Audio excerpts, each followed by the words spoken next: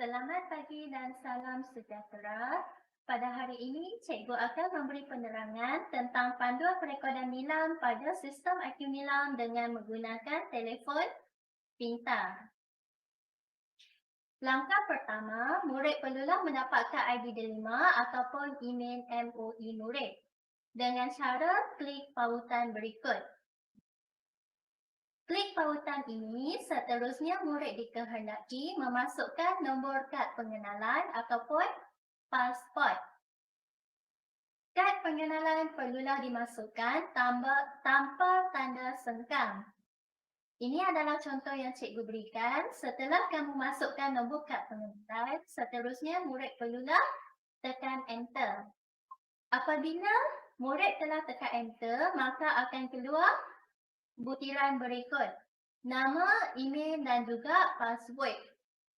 Murid perlulah catat email dan password pada sekeping kertas untuk tindakan seterusnya. Langkah kedua, murid perlulah membuat tetapan email MOE di telefon pintar masing-masing. Pergi dekat bahagian Google, seterusnya cikgu mahu murid-murid klik ikon Gmail. Okey, klik Gmail. Apabila murid-murid klik ikon Gmail, maka tertera paparan ini.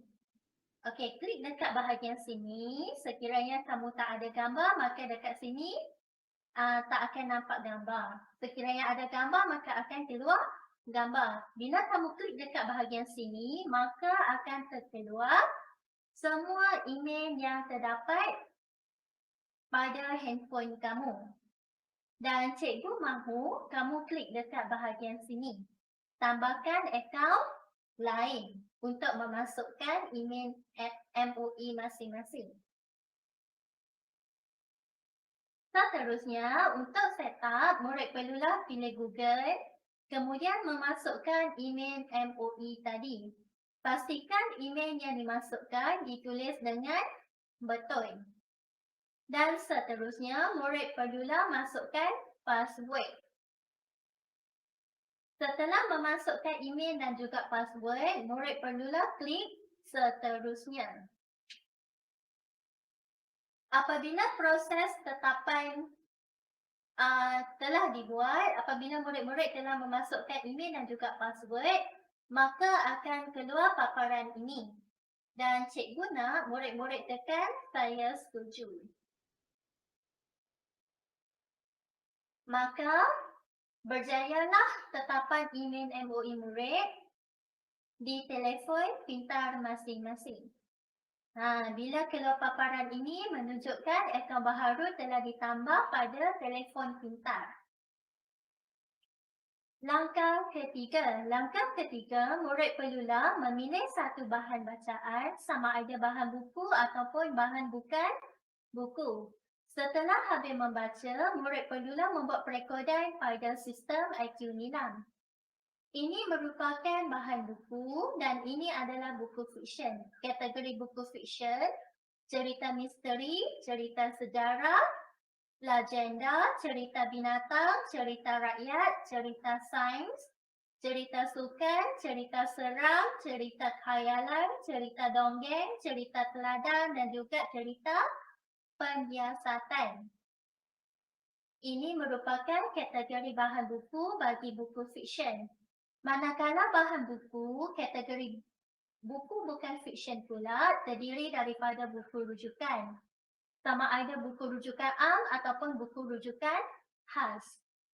Okey, buku rujukan am dapat memberi maklumat umum yang berguna tetapi tidak mendalam. Manakala buku rujukan khas pula memberi maklumat semasa secara terperinci, mendalam dan khusus. Selain bahan buku, murid juga boleh merekodkan bahan bukan buku pada sistem IQ nilam. Berikut ialah contoh-contoh bahan bukan buku. Bahan bukan buku terdiri daripada dua kategori, iaitu bahan bukan cetak dan bahan bercetak. Bagi bahan bukan cetak, video klip berinformasi, CD perisian pendidikan, kit pembelajaran, dan E bahan pembelajaran. Manakala bahan bukan buku kategori bahan bercetak pula terdiri daripada jurnal, laporan, majalah, peta, rencana, cerpen, artikel, risalah, brosur, katalog, manual pengguna, buku skrap, buletin, komik, poster dan carta. Selain bahan buku dan juga bahan bukan buku, sebarang bahan digital juga boleh direkodkan pada sistem IQ Nilam. Murid perlulah menulis alamat URL dengan betul dan lengkap. Okey, ini adalah contoh yang cikgu berikan. Okey, ini adalah sebuah cerita daripada YouTube. Jadi, murid-murid masukkan alamat berikut dan ini pula dari laman web. Ini adalah alamat URL. Setelah habis membaca, murid perlulah membuat perekodan pada sistem IQ Nilam. Murid perlulah klik pautan ini untuk log masuk sistem dan murid wajib menggunakan ID delima ataupun email MOE masing-masing.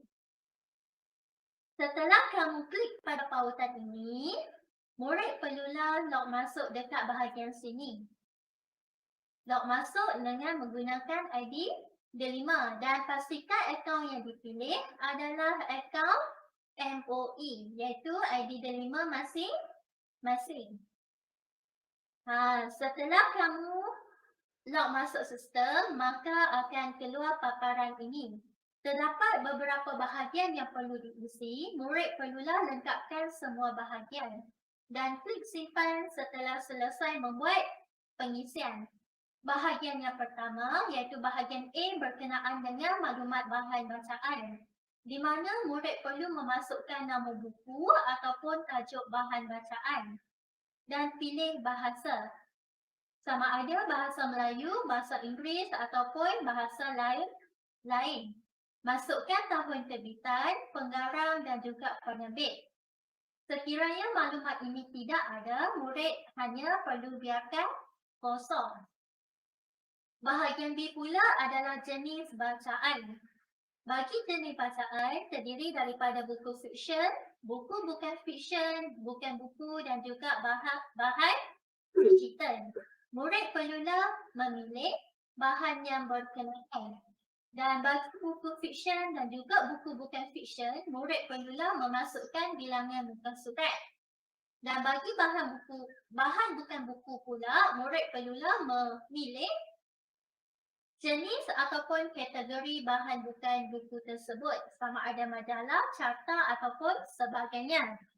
Dan bagi bahan digital, murid perlulah memasukkan alamat URL. Bahagian C pula ialah bahagian rumusan, di mana murid perlulah membuat rumusan ataupun sinopsis bahan bacaan yang telah dibaca. Okey, dan cikgu mahu murid-murid membuat rumusan dengan baik dan lengkap. Dan bahagian D adalah aktiviti penggayaan. Murid perlulah pilih jenis aktiviti yang telah dilakukan semasa ataupun selepas pembacaan. Rumusan wajib dibuat. Jadi dekat bahagian rumusan, ini adalah wajib, kamu kena klik. Dan sekiranya kamu juga membuat aktiviti lain, misalnya bercerita ataupun memberi komen, murid juga boleh tik bahagian berkenaan. Boleh pilih lebih daripada satu. Dan seterusnya adalah aktiviti lain-lain. Sekiranya ada aktiviti lain-lain yang telah dilakukan selain aktiviti di atas, murid boleh nyatakan aktiviti tersebut. Dan langkah yang terakhir, murid perlulah klik simpan. Wajib klik simpan. Dan apabila murid klik simpan, maka keluar paparan ini. Tanya, bacaan anda telah direkodkan. Sekiranya murid membaca 3 bahan bacaan, murid perlu merekodkan 3 kali. Sekiranya murid membaca 10 bahan, murid perlulah merekodkan sebanyak 10 kali. Dan pastikan bahan bacaan yang direkodkan adalah bahan bacaan yang berlainan, bukannya bahan bacaan yang sama.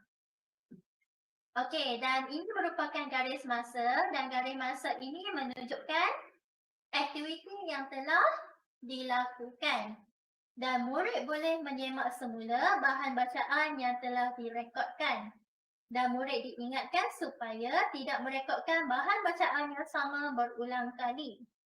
Murid digalakkan membuat perekodan nilam dan KPI bahan bacaan yang telah ditetapkan ialah 40 bahan.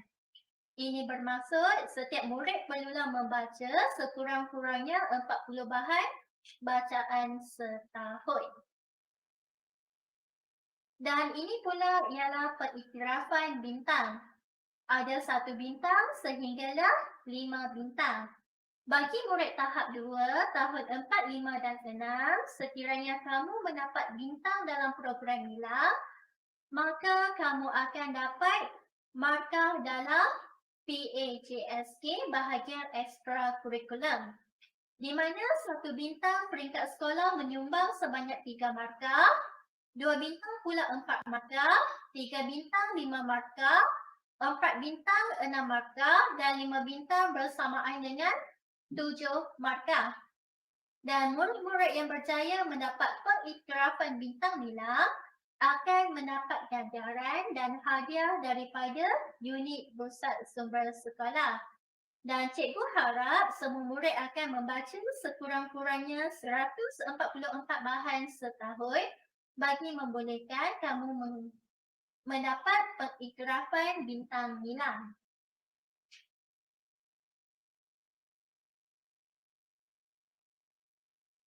Okey, sekian sahaja daripada cikgu.